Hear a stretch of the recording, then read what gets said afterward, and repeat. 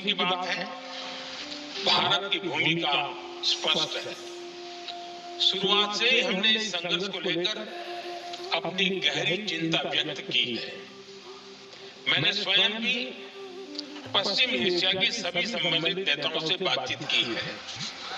मैंने सभी से तनाव को कम करने और इस संघर्ष को खत्म करने का आग्रह किया है।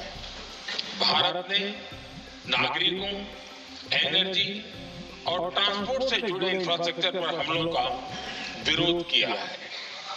कमर्शियल जहाजों पर हमला और हॉर्मुज स्ट्रेट जैसे अंतर्राष्ट्रीय जलमार्ग पर रुकावट अस्वीकार्य है।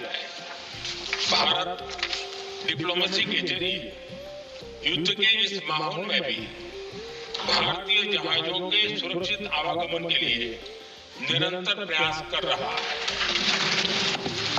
अध्यक्ष महोदय, भारत हमेशा से मानवता के हित में और शांति के पक्ष में अपनी आवाज उठाता रहा है। मैं फिर कहूंगा कि बातचीत और कूटनीति ही इस समस्या का समाधान है। हमारे हर प्रयास तनाव को कम करने, इस संघर्ष को समाप्त करने के लिए है। इस युद्ध में किसी के भी जीवन पर संकट मानवता के हित में नहीं है।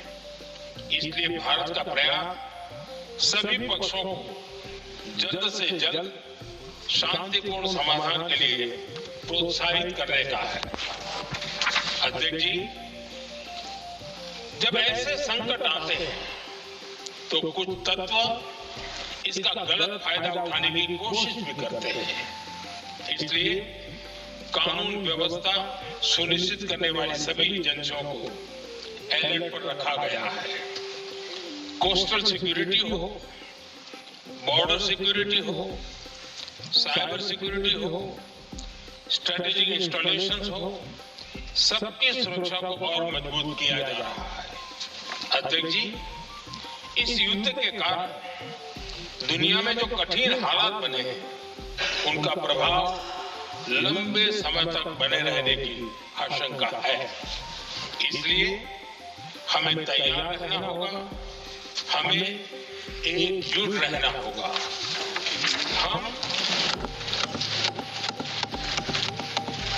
हम कोरोना के समय भी एकजुटता से ऐसी चुनौतियों का सामना कर चुके हैं। अब हमें फिर से उसी तरह तैयार रहने की आवश्यकता है। धीरज के साथ, संयम के साथ, शांत मन से हमें हर चुनौती का मुकाबला करना है। और यही हमारी पहचान है, यही हमारी ताकत है। और हमें बहुत सावधान और सतर्क भी रहना है।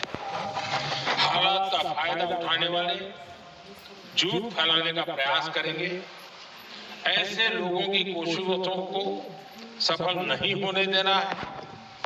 मैं देश की सभी राज्य सरकारों से भी इस सदन के माध्यम से आग्रह करूंगा, ऐसे समय में कालाबाजारी करने वाले, जमाखोरी करने वाले एक्टिव हो जाते हैं। इसके लिए कड़ी मॉनिटरिंग जरूरी है। जहां से भी ऐसी शिकायत आती है, वहां त्वरित कार्रवाई होनी चाहिए।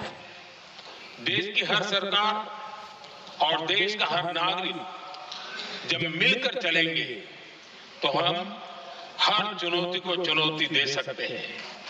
इसी आग्रह के साथ मैं अपना वक्तव्य समाप्त करता हूं। बहुत बहुत धन्यवाद।